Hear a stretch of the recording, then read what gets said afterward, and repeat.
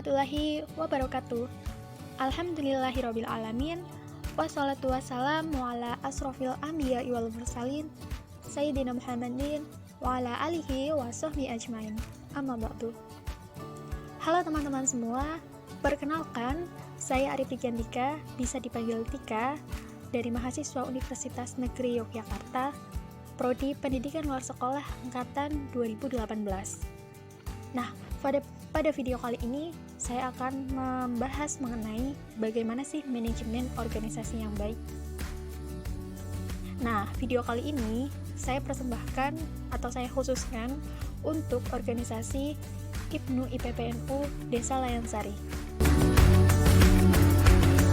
Berbicara mengenai IPNU IPPNU, sebenarnya saya sendiri belum pernah berkecimpung ke dalam organisasi tersebut. Namun, 1-2 kali pernah mengikuti kegiatan atau agenda yang diadakan oleh IPNU IPPNU. Nah, kali ini saya akan mengkorelasikan antara pengalaman organisasi saya dengan organisasi PPNU. Saya memiliki sedikit pengalaman organisasi, baik itu di tingkat sekolah menengah maupun di tingkat kampus. Jadi, bisa disebut sebagai aktivis organisasi. Seperti teman-teman IPPNU, jika saya aktivis kampus, maka teman-teman IPPNU itu bisa dibilang aktivis masyarakat, seperti itu ya. Nah, sebagai aktivis organisasi, seringkali kita mendengar istilah manajemen dan organisasi ya, manajemen organisasi. Nah, sehingga pada akhirnya akan timbul pertanyaan atau kata-kata ya, bagaimana sih itu manajemen, bagaimana sih itu organisasi, bagaimana sih manajemen organisasi di PPNU. Pemahaman yang baik mengenai wilayah teoritis nantinya bakal membantu proses kita sebagai kader untuk menjalankan roda-roda organisasi yang kita ikuti. Manajemen itu apa sih teman-teman? Manajemen itu berasal dari 2 kata, yaitu manage dan man, yang memiliki makna governing body. Apa artinya? Yaitu mengatur tubuh. Namun, secara terminologis, manajemen adalah penggunaan sumber daya yang efektif untuk mencapai sasaran dan biasanya dilakukan oleh pimpinan organisasi. Nah, sehingga dapat ditarik kesimpulan bahwasanya manajemen merupakan proses perencanaan, pengorganisasian, pengarahan, dan juga pengawasan terhadap usaha-usaha para anggota organisasi dan juga sumber daya organisasi lainnya untuk mencapai satu tujuan organisasi yang sudah ditetapkan bersama. Setelah memahami makna dari kata manajemen, sekarang kita beranjak pada pengertian organisasi itu sendiri ya. Organisasi adalah sebuah wadah. Misalkan nih, dalam satu wadah diisi oleh rumput laut, diisi oleh kolang-kaling, agar-agar, susu, sirup, es.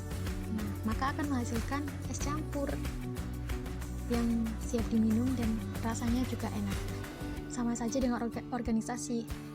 Organisasi itu adalah wadahnya yang akan diisi oleh orang-orang ataupun sumber daya potensial yang bertujuan bersama, memiliki satu tujuan bersama, dan akan mencapai tujuan itu secara bersama-sama.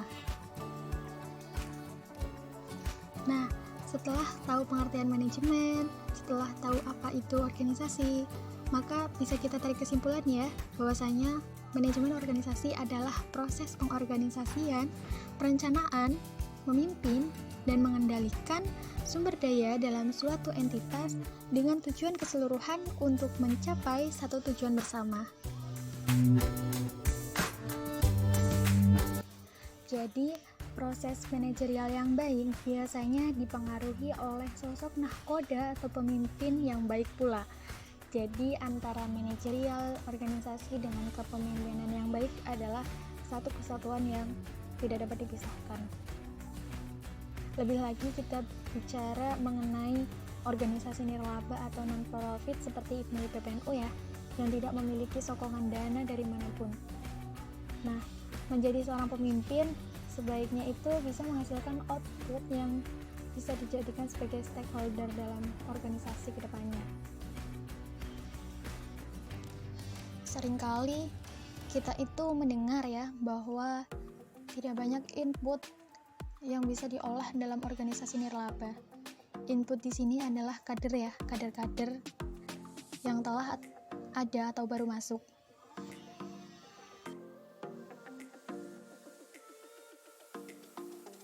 Seperti yang saya sampaikan tadi, bukan sokongan dana yang menjadi fokus utama dalam organisasi nirlaba, tapi kader adalah menjadi fokusan utama dalam proses manajemen organisasi itu sendiri.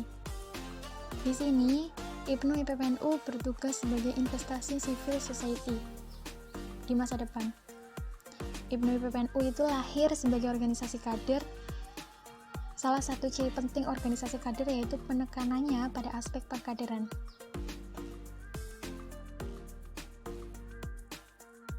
Saya akan sedikit sharing berdasarkan pengalaman saya di dalam organisasi. Ketika saya akan masuk suatu organisasi, biasanya terdapat beberapa proses untuk masuk ke sana. Jadi, tidak hanya mendaftar kemudian bisa masuk, akan tetapi ada tahap, ada step by step yang harus saya lalui. Dan masing-masing organisasi itu berbeda. Misalkan saja di kampus ada yang menghendaki untuk wawancara terlebih dahulu. Nah, setelah wawancara itu, maka baru diseleksi apakah cocok atau layak masuk ke dalam organisasi tersebut atau tidak. Ada pula beberapa organisasi yang menghendaki kita atau saya untuk membuat grand design terlebih dahulu. Grand design untuk 1 tahun kepengurusan ke depan, sehingga dalam 1 tahun ke depan itu saya sudah memiliki gambaran apa saja yang akan dilakukan, apa saja yang akan saya kerjakan dalam 1 tahun ke depan. Mungkin ini bisa diambil pelajarannya untuk organisasi IPPNU ya, sehingga dalam kepengurusan satu organisasi tidak hanya memberatkan dalam salah satu pihak saja, tetapi dalam semuanya itu dapat berkontribusi, dapat memikirkan sesuai job desk-nya masing-masing. Mungkin itu saja sekian yang dapat saya sampaikan. Semoga dapat diambil yang baik-baiknya ya, khususnya untuk teman-teman IPNU IPPNU. Tetap semangat dan jaga kekompakannya. Wassalamualaikum warahmatullahi wabarakatuh.